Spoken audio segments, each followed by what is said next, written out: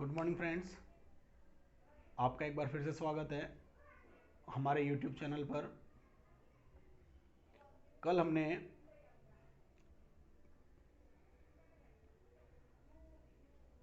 Computer basic के अंदर computer का इंट्रोडक्शन पढ़ा था। आज हम कंप्यूटर का विकास एवं पीढ़ियों की बात करेंगे। आइए शुरू करते हैं। देखिए, जो कंप्यूटर का विकास क्रम है, सबसे पहले आज हम उसकी बात करते हैं। तो देखिए, सबसे पहले विद्युत यांत्रिक जो मशीनें थी, सबसे पहले उनका निर्माण हुआ था। उसके बाद में जाके इलेक्ट्रॉनिक कंप्यूटर का निर्माण हुआ था। तो आइए देखते हैं विद्युत यांत्रिक जो मशीनें थी वो कौन सी हैं। देखिए, सबसे पहले अगर मैं बात करूं, सबसे पहले गणना करने के काम में जो यंत्र काम में लिया गया था, जो डिवाइस काम में ली गई थी, उसका नाम था अबेकस।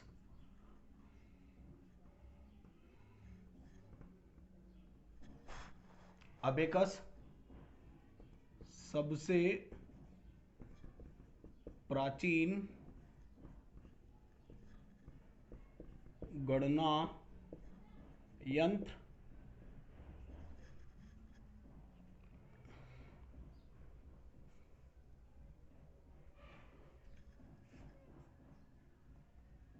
आधुनिक शोधों के अनुसार इसके निर्माण का श्रेय, मतलब इसका जो निर्माण है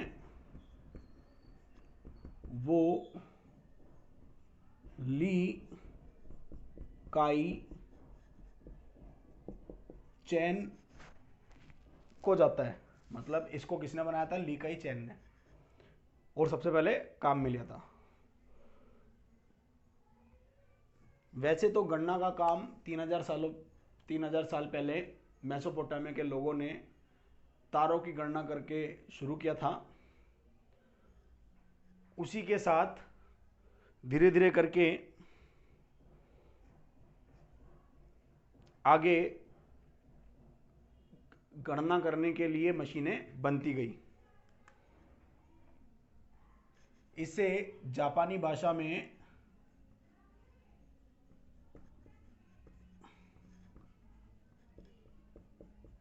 जापानी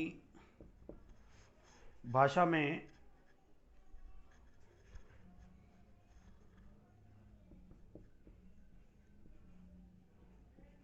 सारोबान भी कहते हैं।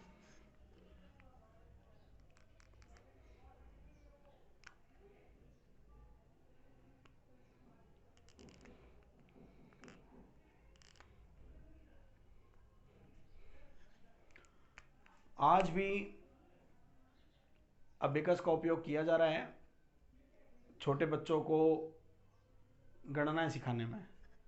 तो देखिए किस प्रकार से गणनाएं जोड़ बाकी का काम करता था। ये किस प्रकार का दिखता था, देखिए।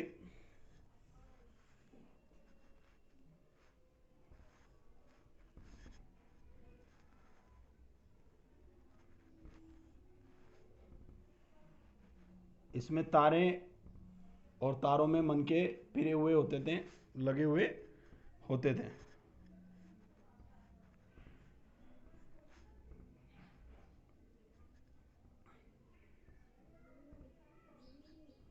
इस प्रकार से तारों में ये मनके पिरे हुए रहते थे। ये सबसे पुरानी गणना मशीन है अबेकस। आपको तीन ही चीज़ें इसमें याद रखनी है। आपसे परीक्षा में पूछ ले सबसे पुराना या सबसे प्राचीन गणना यंत्र अबेकस। निर्माण किसने किया था? पहले जो किताबें थी उनमें निर्माण बनाने वाले का नाम नहीं था, लेकिन अभी आधुनिक शोधों के अनुसार जो अबेकस है उसका निर्माण ली काई चैन ने किया। आपसे पूछ ले अबेकस को जापानी भाषा में क्या बोला जाता है? तो अबेकस को जापानी भाषा में साराबोन बोला जाता है। देखिए, अबेकस के बाद में नेपियर बोन बना। नेपियर बोन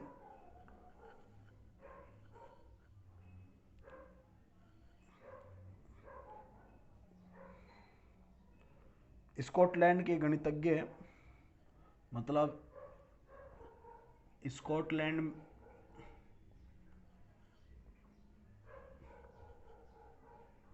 के गणितज्ञ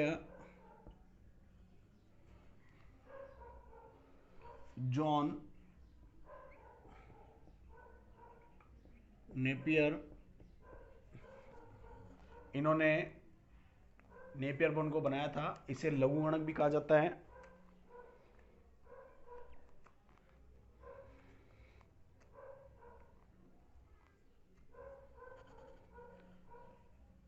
इसके द्वारा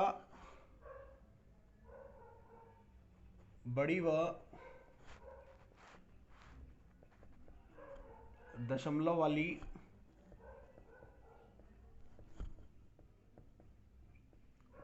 संख्याओं को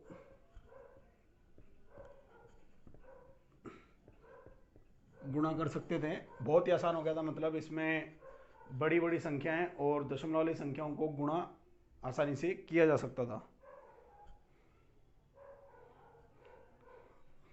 तथा इसके बाद पास्कलाइन बना। पास्कलाइन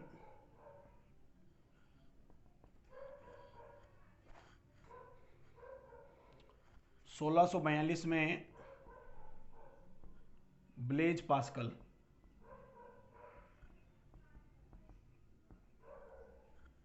में ब्लेज पास्कल ने पास्कलाइन को बनाया। ये पहला यांत्रिक कैलकुलेटर था।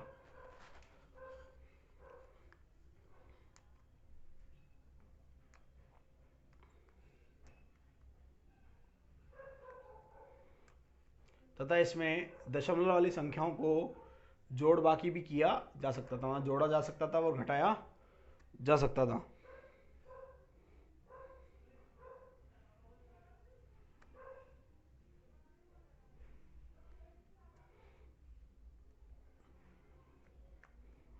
आज भी पास्कलाइन का प्रयोग, इसका प्रयोग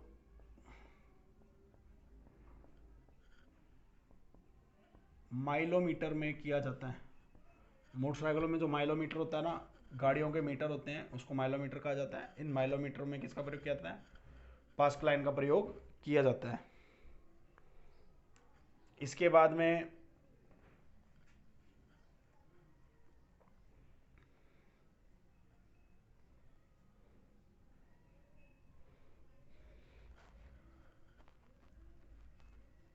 में पास्कलाइन में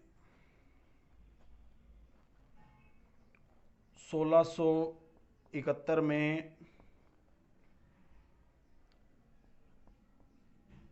गॉटफ्रीड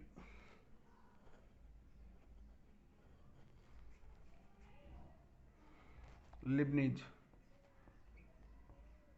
इसके बाद में गॉटफ्रीड लिबनिज ने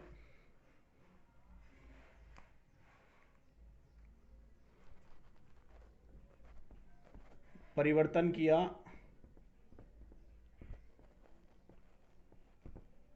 जिससे क्या हो गया, 1971 से इसमें गुणा व भाग भी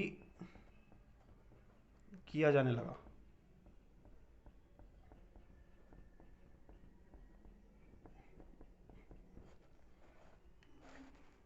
देखिए वापस नेपियर बोन्स लघुगणक बोला जाता है। क्वेश्चन पूछ ले, नेपियर बोन या लघुगणक का आविष्कार किसने किया? जॉन नेपियर ने।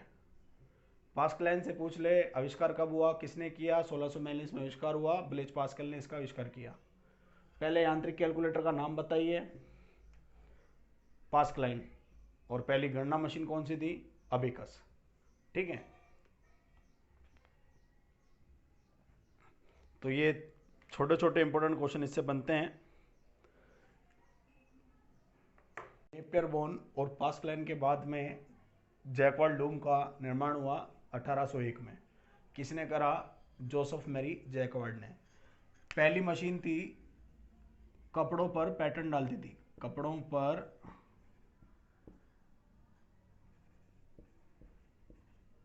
पैटर्न डालती थी।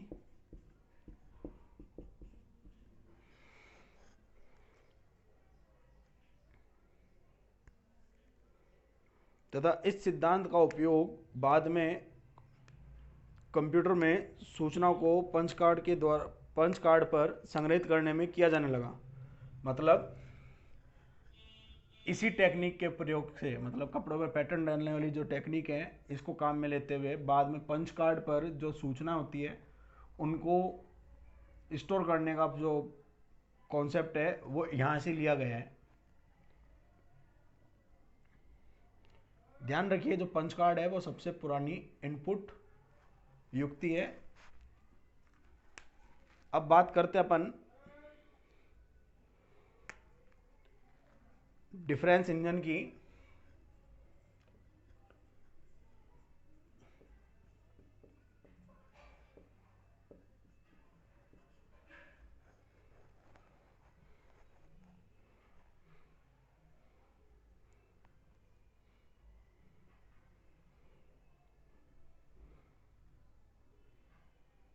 देखिए 1821 में आधुनिक कंप्यूटर जो था उसके आकार का डिजाइन होने लगा था। 1822 को golden year of computer history, 1822 में डिफरेंस इंजन का निर्माण हुआ। किसने करा? चार्ल्स बेवेज ने। डिफरेंस इंजन के बाद में 1833 में एनालिटिकल इंजन का निर्माण हुआ।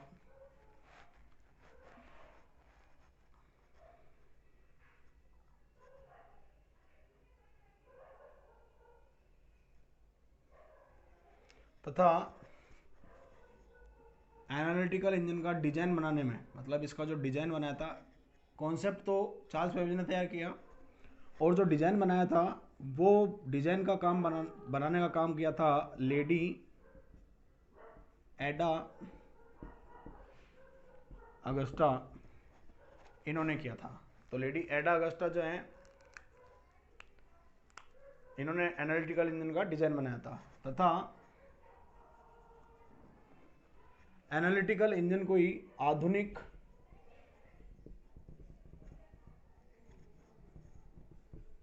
कंप्यूटर का पूर्वज कहा जाता है।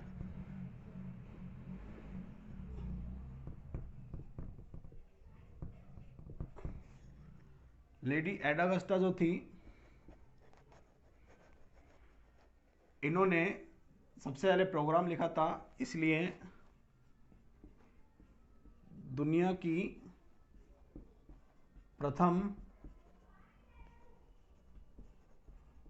प्रोग्रामर लेडी एडा अगस्टा को ही कहा जाता है। तथा बाइनरी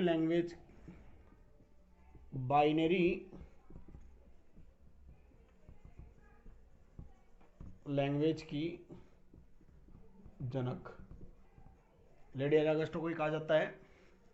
उसके बाद में 1980 में, देखिए 1980 में लेडी एडा अगस्टा के सम्मान में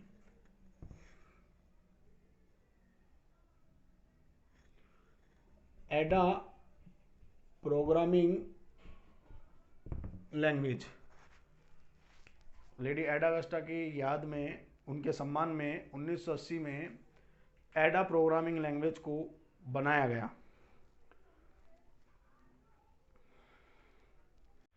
इन्हीं दो कॉन्सेप्ट के कारण चार्ल्स बेबेज को फादर ऑफ कंप्यूटर भी कहा जाता है।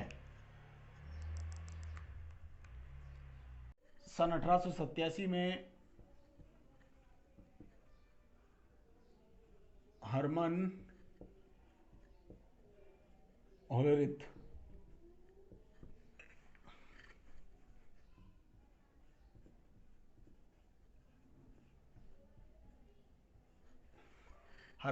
ने एक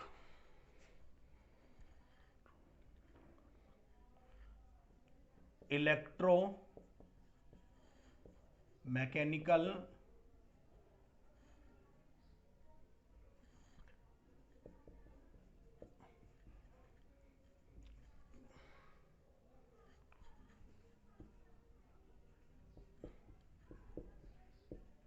टेबुलेटिंग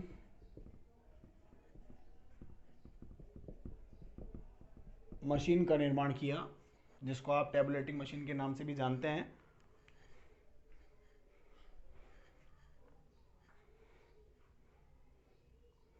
ये मशीन जो थी बैटरी से चलने वाले स्विच और गियर के साथ में काम करती थी।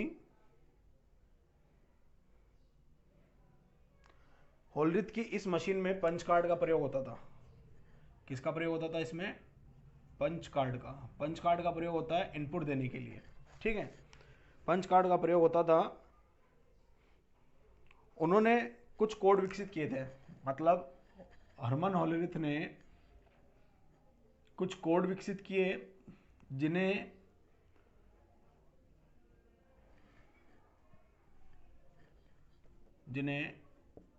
होलरिथ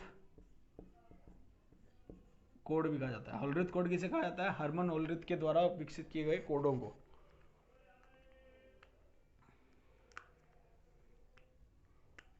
तथा ये जो होलरिथ कोड थे, इसके कारण जो डेटा है वो आसानी से पंच कार्ड पर इनपुट किया जा सकता था।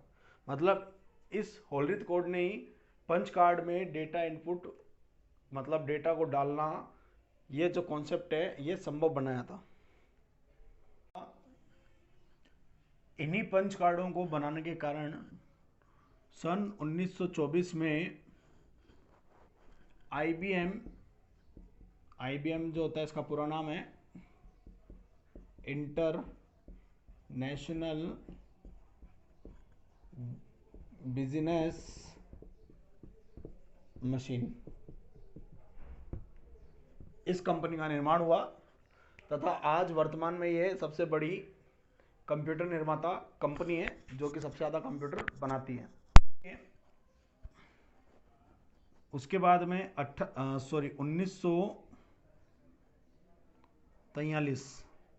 1943 में क्या हुआ? हार्वर्ड विश्वविद्यालय, अमेरिका में जो है हार्वर्ड विश्वविद्यालय के वैज्ञानिक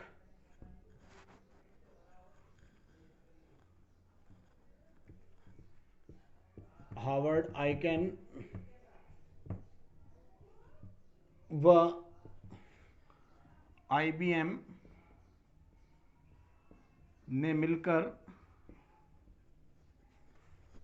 आइकेन व आईबीएम ने मिलकर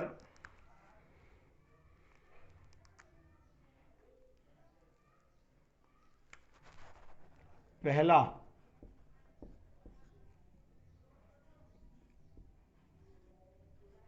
विद्युत यांत्रिक कंप्यूटर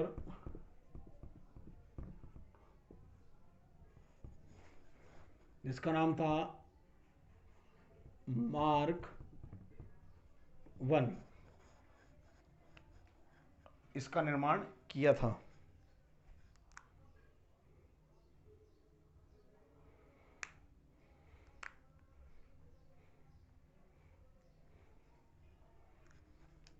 जो मार्क 1 था देखिए इसके अंदर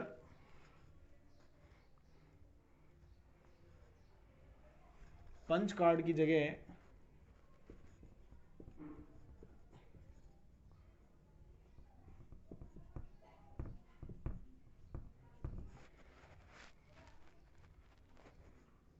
पंच पेपर टेप इसका उपयोग किया गया था। आइए अब बात करते हैं हम हमारे इलेक्ट्रॉनिक कंप्यूटर्स की। अभी हमने सारे के सारे विद्युत यांत्रिक मशीनें पढ़ी। देखिए शुरू करते हैं इलेक्ट्रॉनिक कंप्यूटर्स को। इलेक्ट्रॉनिक कंप्यूटर का निर्माण 5 पीढ़ियों में हुआ है।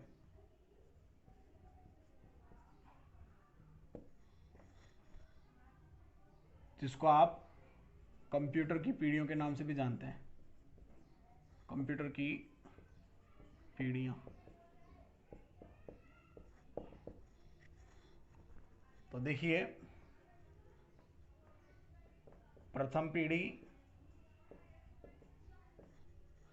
ये जो कंप्यूटर की पीढ़ियां हैं इससे कॉम्पिटिटिव एग्जाम में क्वेश्चन 101% पूछा जाता है। प्रथम पीढ़ी का जो समय है 1942 से 1955। देखिए ये समय से रिलेटेड क्वेश्चन शायद तक ही आता है। क्यों? क्योंकि अलग अलग किताबों में अलग अलग राइटर्स ने इनका अलग अलग समय बताया है। इस कारण से जो क्वेश्चन कंफ्यूजन वाला बनता है।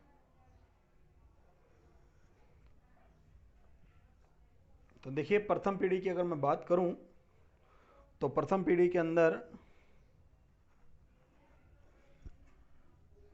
इसका सबसे मुख्य कंपोनेंट था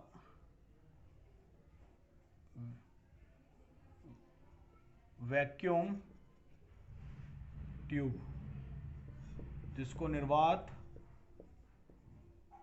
नलिका भी कहा जाता है। सबसे बेसिक कंपोनेंट था वैक्यूम ट्यूब, निर्वात नलिका।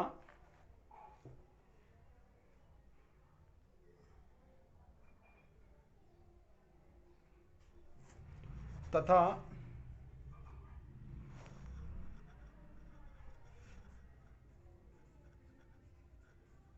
मेमोरी के रूप में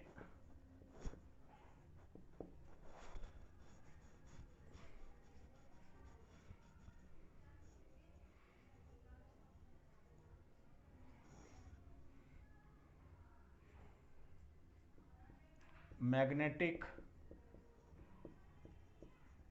ड्रम लगे होते थे।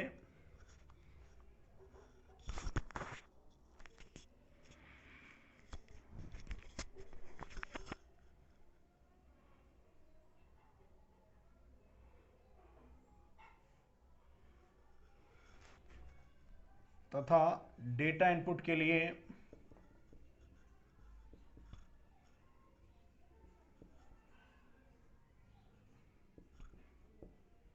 पंच कार्ड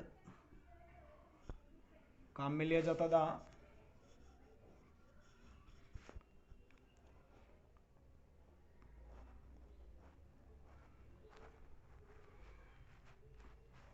तथा इसमें मशीनी भाषा तथा असेंबली भाषा का प्रयोग किया जाता था। इसमें मशीनी भाषा व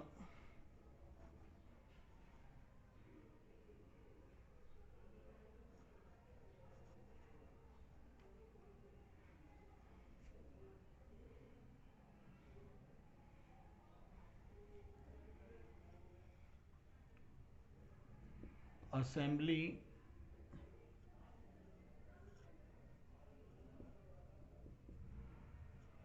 भाषा का प्रयोग किया गया था।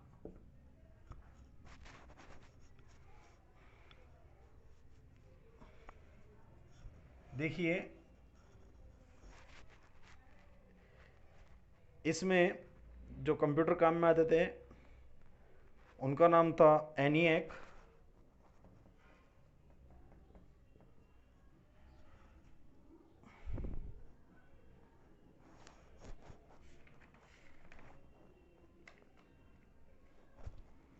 एडवेक,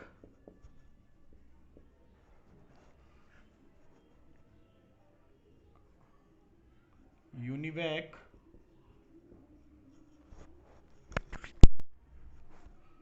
कोमा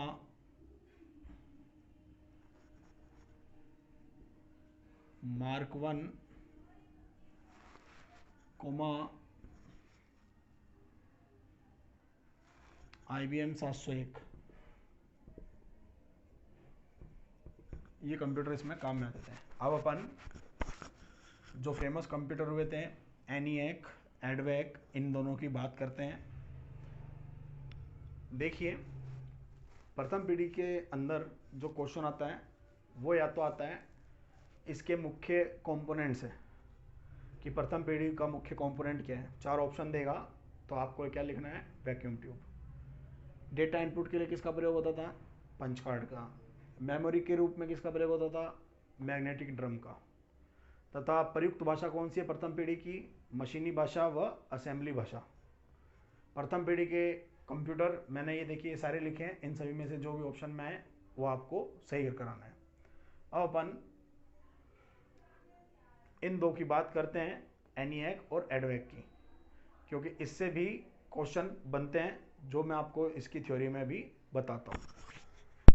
वैक्यूम ट्यूब को आप अगर चित्र देखना चाहें तो आप अपना टीवी में एक इलेक्ट्रॉन गन लगी होती है, सॉरी टीवी के पीछे पिक्चर ट्यूब लगी होती है, उसके माध्यम से भी आप इसको समझ सकते हैं। एक बल्ब के आकार की होती है, बल्ब लगा हुआ होता है टीवी की स्क्रीन के पीछे, वो वैक्यूम ट्यूब का ही उदाहरण होता है।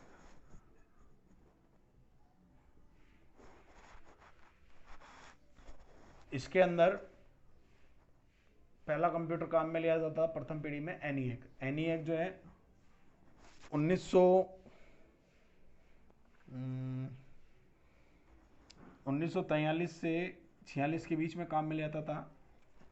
निर्माण JP एकर्ट और जॉन मोस्ले, इन्होंने किया था। पहला जनरल पर्पस इलेक्ट्रॉनिक कंप्यूटर था।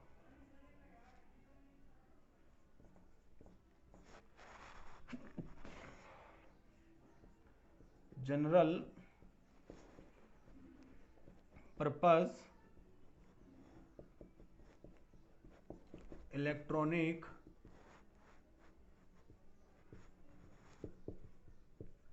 कंप्यूटर था एनिएक। यूनिवर्सिटी ऑफ पेंसिल्वेनिया में जो दो साइंटिस्ट थे JP एकर्ट और जॉन मोस्ले, इन्होंने इसको बनाया था। अब बात करते हैं दूसरे की, एडवेक की।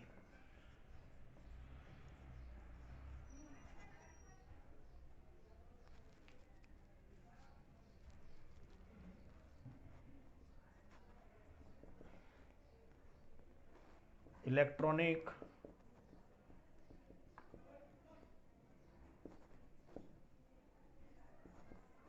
Discrete variable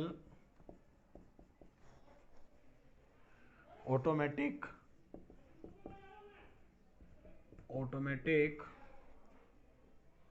computer.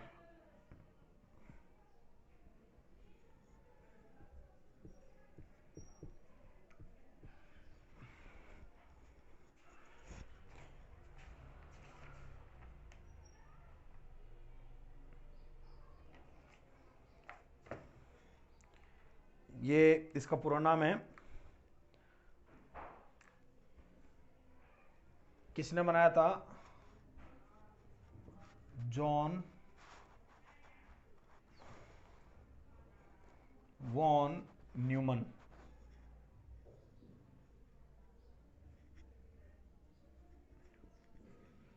John von Neumann ने,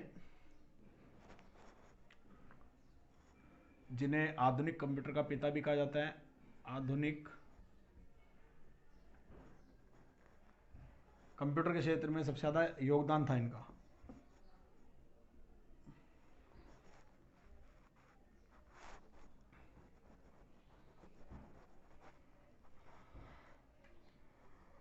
पहला कंप्यूटर था जो स्टोर्ड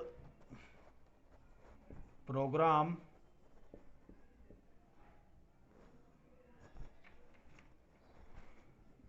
कॉन्सेप्ट पर आधारित था।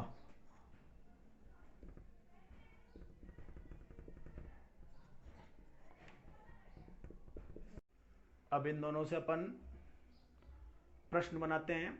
प्रश्न यदि आपके पास आ जाए, एनईएक का पूरा नाम लिखिए, तो आपको electronic numerical integrator and calculator, ये एनईएक का आपको पूरा नाम लिखना है। फिर आपके पास आ जाए, क्योंकि एक बार क्वेश्चन पूछा जा चुका है केवीएस एलडीसी के अंदर, एनईएक के आविष्कारकर्ताओं का नाम बताइए, जेपी हैकर्ट और जॉन मोस्ली। पहले जनरल पर्पस कंप्यूटर का नाम बताइए, एनईएक। फिर आपसे पूछ ले एडवेक का पूरा नाम बताइए, इलेक्ट्रॉनिक डिक्रेट वेरिएबल ऑटोमेटिक कंप्यूटर, किसने बनाया, जॉन वॉन न्यूमन। आधुनिक कंप्यूटर का पिता किसे कहा जाता है, जॉन वॉन न्यूमन को। कंप्यूटर के क्षेत्र में सबसे ज्यादा योगदान किसका है, जॉन वॉन न्यूमन का। पहला स्टोर्ड प्रोग्राम कॉन्सेप्ट पर आधारित कंप्यूटर का नाम बताइए, तो उसके अंदर आ जाएगा एडवेक। ठीक है, अब अपन बात करते हैं हमारी सेकेंड जनरेशन की। ये दूसरी पीढ़ी का जो सन है 1955 से 1964 तक ये काम में आती थी। ट्रांजिस्टर इसका मुख्य कंपोनेंट था। ट्रांजिस्टर किस प्रकार का होता है, देखिए, ट्रांजिस्टर होता है ब्लैक कलर के, छोटे छोटे होते हैं, इस पर नली के रूप में बिल्कुल छोटे छोटे से होते हैं, ये ट्रांजिस्टर कहलाते हैं। और इस ट्रांजिस्टर को 1947 में बेल लैबोरेटरीज में जॉन के बोर्डन, विलियम शोकली और वाल्टर ब्रेटन, इन्होंने मिलकर बनाया था। ठीक है, बेल लैबोरेटरीज में कई चीज़ों का आविष्कार हुआ है। ठीक है, जैसे सी भाषा, C++ लैंग्वेज। ट्रांजिस्टर जो था आकार में वैक्यूम ट्यूब से छोटा होता था, और वैक्यूम ट्यूब की तुलना में इसकी गति जो थी वो तेज होती थी।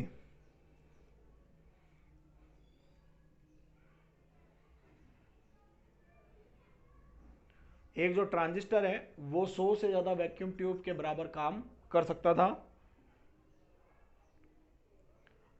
इसमें मेमोरी के रूप में मैग्नेटिक डिस्क का प्रयोग किया था, मतलब जो डेटा भंडारण होता था द्वितीय पीढ़ी के कंप्यूटर में, डेटा स्टोर होता था, वो किस में होता था, मैग्नेटिक डिस्क में। इसमें हाई लेवल लैंग्वेज जैसे COBOL, common business oriented language, business purpose से काम में आने वाली लैंग्वेज है। फोर्ट्रैन, फॉर्मल ट्रांसलेशन, साइंटिफिक कार्य में काम में आने वाली। Basic beginners all purpose symbolic instruction code, इन लैंग्वेजेस का इसमें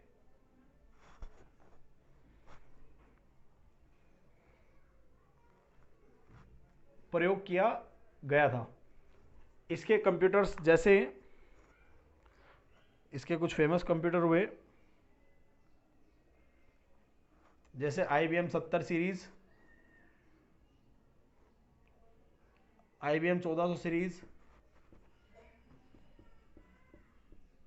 IBM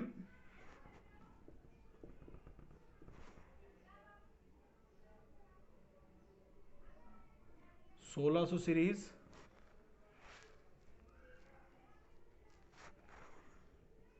HONEY हनी वेल 400 से 800 सीरीज, और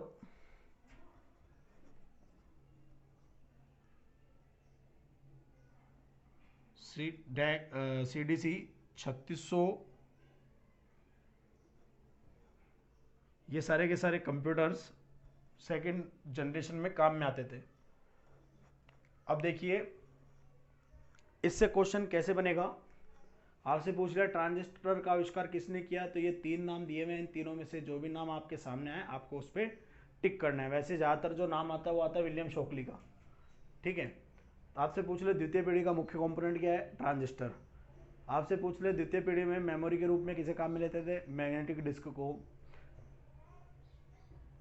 द्वितीय पीढ़ी के अंदर कौन सी भाषा काम में आती थी, तो देखिए कोबल, फोर्ट्रेन और बेसिक, ये 3 भाषा काम में आती थी। कंप्यूटर्स की बात कर लें तो कंप्यूटर्स आपको दे दे IBM 70, IBM 1400, IBM 1600, हनीवेल। अच्छा ये हनीवेल जो है ये सुपर कंप्यूटर है, ठीक है। हनीवेल क्या है, एक सुपर कंप्यूटर। तो इस प्रकार से हमारी द्वितीय पीढ़ी भी कंप्लीट होती है। अब बात करते हैं तृतीय पीढ़ी की। देखिए 1964 से 1975 तृतीय पीढ़ी के समय के कंप्यूटर हैं। इसका मुख्य कंपोनेंट था आईसी इंटीग्रेटेड सर्किट, जो कि किसकी बनी थी,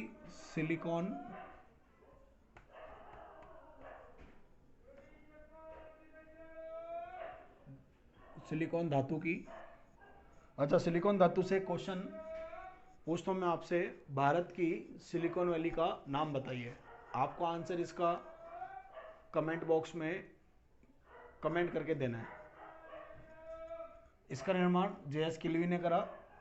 इसमें हाई लेवल लैंग्वेज जैसे PL1 और पास्कल को प्रयोग में लिया जाता था। इस पीढ़ी के कंप्यूटर्स में IBM 360, ICL 1900, IBM 370, CDC 6600, PDP 8 और 11। जो ये PDP 8 है ये पहला मिनी कंप्यूटर है, ठीक है। अब देखिए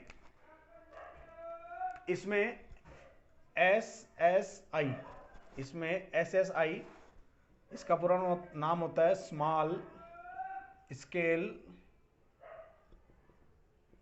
integration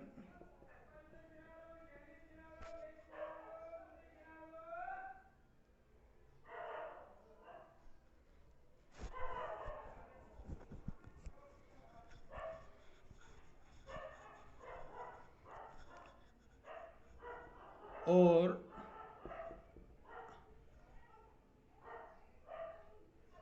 MSI medium scale integration, medium scale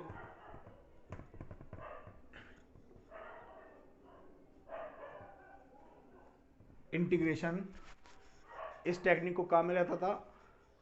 small scale integration में शुरुआती दिनों में जब स्मॉल स्केल इंटीग्रेशन को काम में ले जा रहा था तब 10 transistor equals to SSI small scale integration, और MSI में 100 transistor equals to MSI। SSI और MSI इस तकनीक को काम में लिया जा रहा था। इसके अंदर शुरुआत में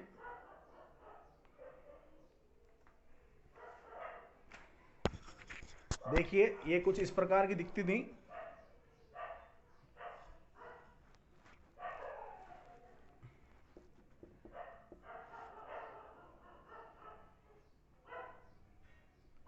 आज भी मोबाइलों के अंदर और इलेक्ट्रॉनिक डिवाइसेस के अंदर आईसी को लगाया जाता है।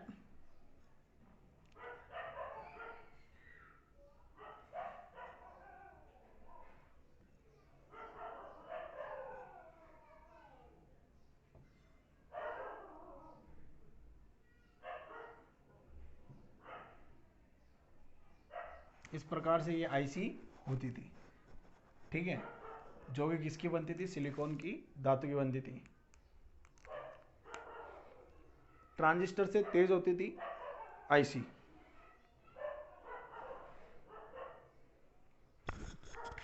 आइए अब हम बात करते हैं हमारी चौथी पीढ़ी की। चौथी पीढ़ी का समय जो है 1975 से 1989 तक है। इसमें मैग्नेटिक डिस्क व टेप के स्थान पर सेमीकंडक्टर मेमोरी, सेमीकंडक्टर का मेमोरी से आशय है रैम, रोम, इनसे हो गया, तथा इसमें VLSI तकनीक को काम मिला था, वेरी लार्ज स्केल इंटीग्रेशन, जिस इसके अंदर हजारों ट्रांजिस्टर को मिलाकर VLSI बनता है, ठीक है। उच्च गति वाले नेटवर्क जैसे लैन व वैन का प्रयोग किया जाता था। 1981 में IBM ने माइक्रो कंप्यूटर, जिसको PC कहा जाता है, उसका निर्माण किया था। इसमें ऑपरेटिंग सिस्टम जैसे माइक्रोसॉफ्ट डिस्क ऑपरेटिंग सिस्टम या फिर डोज, विंडोज तथा एप्पल ऑपरेटिंग सिस्टम को भी विकसित किया गया था। इसमें C++ व डेटाबेस लैंग्वेजेस को काम में लिया जाता था। ये सारी हाई लेवल लैंग्वेजेस है। अब अपन बात करते हैं ये माइक्रो कंप्यूटर क्या होता है, जो किस पे आधारित होते हैं, माइक्रो प्रोसेसर पर।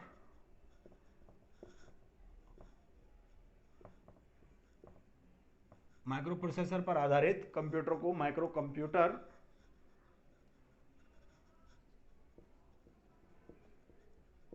कहा जाता है। पहला माइक्रो प्रोसेसर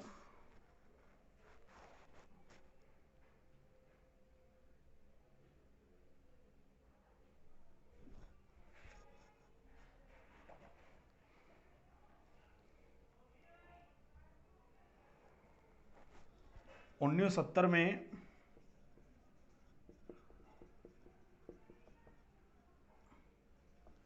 इंटेल कॉरपोरेशन ने बनाया था,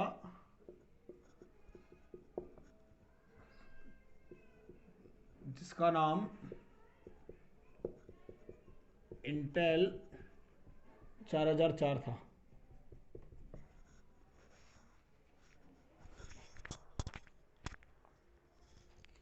और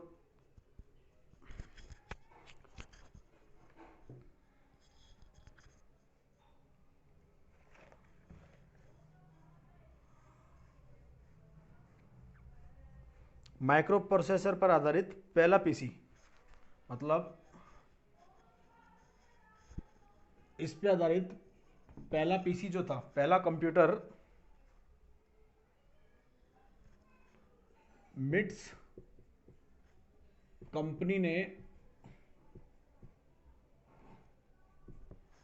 बनाया था। इंटेल 4000 वाला जो प्रोसेसर था, 4004 वाला प्रोसेसर, इस पे जो पहला कंप्यूटर था वो किसने बनाया था, माइक्रो प्रोसेसर पर आधारित कंप्यूटर, मिट्स कंपनी ने।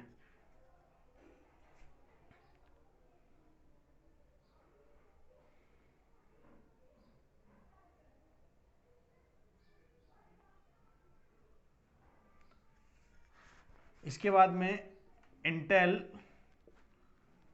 8008 आया।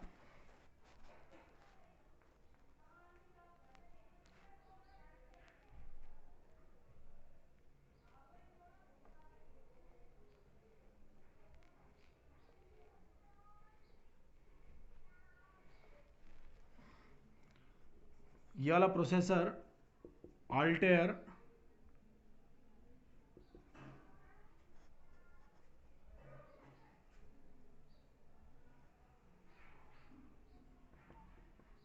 नामक कंप्यूटर में उपयोग किया गया। इंटेल 8008 सबसे पहले अल्टेयर नामक कंप्यूटर के अंदर उपयोग किया गया।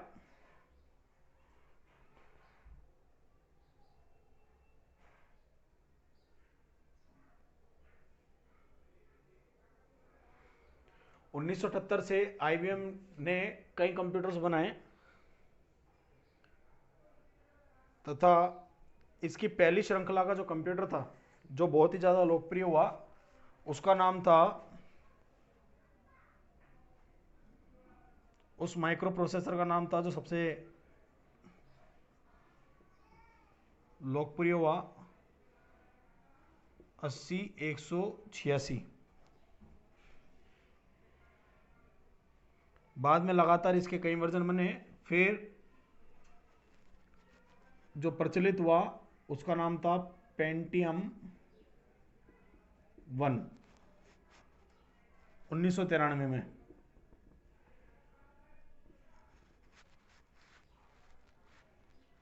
उसके बाद में पेंटियम सीरीज के अंदर जो प्रचलित हुआ उसका नाम था पेंटियम 4 था, जो सन 2000 में आया था।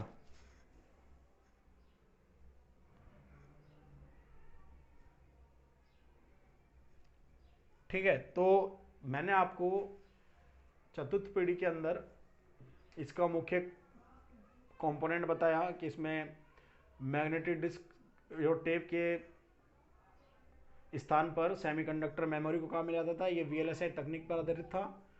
उच्च गति वाले नेटवर्क जैसे लैन और वैन, local area network, wide area network, इसमें काम में आते थे। 1981 में IBM ने माइक्रो कंप्यूटर PC का निर्माण किया था। इसमें कुछ ऑपरेटिंग सिस्टम भी बने जैसे MS-DOS, विंडोज तथा एप्पल OS। इसमें कई उच्च स्तरीय भाषाओं को भी बनाया गया जैसे C++ व डेटाबेस लैंग्वेज। फिर मैंने आपको माइक्रो कंप्यूटर के बारे में बताया। ऐसे कंप्यूटर जो माइक्रो प्रोसेसर पे आधारित होते हैं उन्हें माइक्रो कंप्यूटर कहा जाता है। माइक्रो प्रोसेसर कहाँ पे लगा होता है? देखिए, मदरबोर्ड पे माइक्रो प्रोसेसर लगा होता है। एक छोटी सी चिप होती है सिलिकॉन की।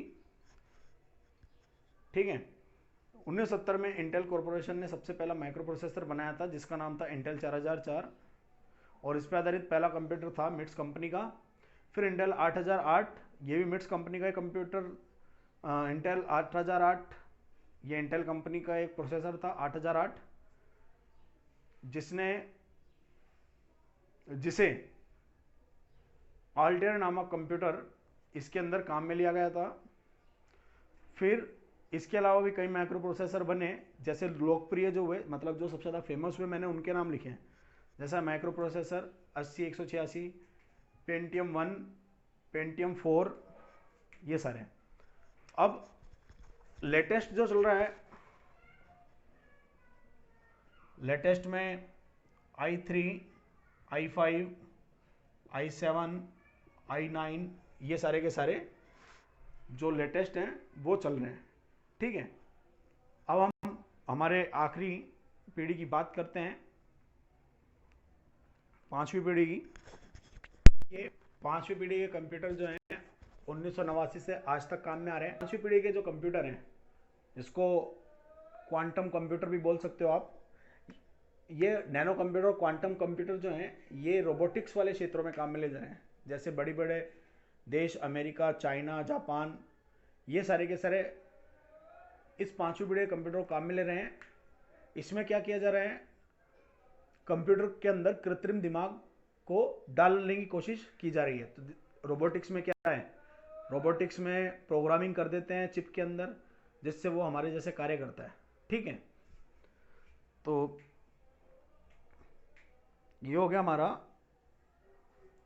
पांचवी पीढ़ी। उम्मीद है दोस्तों आपको मेरे द्वारा बनाया गया ये वीडियो पसंद आया हो। अगर हमारा ये वीडियो आपको पसंद आया है तो इस चैनल को लाइक करें, शेयर करें, सब्सक्राइब करें और वीडियो को ज़्यादा से ज़्यादा शेयर करें। मिलता हूं मैं आपसे अपनी अगले वीडियो लेक्चर में। धन्यवाद।